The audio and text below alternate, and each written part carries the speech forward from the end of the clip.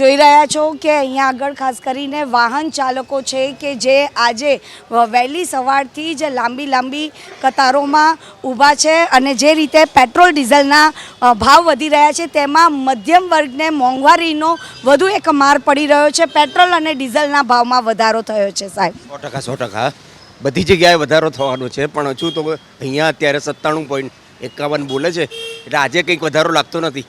પણ હમણાં એક પેટ્રોલ પંપ પર જઈને આવ્યો, ત્યાં ગાડી પેટ્રોલ જ નથી આવ્યું, એટલે લોકો વધારાની રાહ જોતા હશે।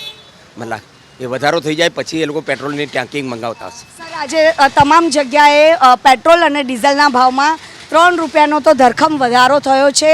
જો કે તમામ વાહન ચાલકોને આ મોંઘવારી નડવાની છે, કારણ કે હજુ પણ આગામી સમયમાં મોંઘવારી વધી શકે તેવા એંધાણ જોવા મળી રહ્યા છે। કેમેરામેન રાજ ભાવસાર સાથે રાજલ બારોટ, ABP અસ્મિતા, અમદાવાદ।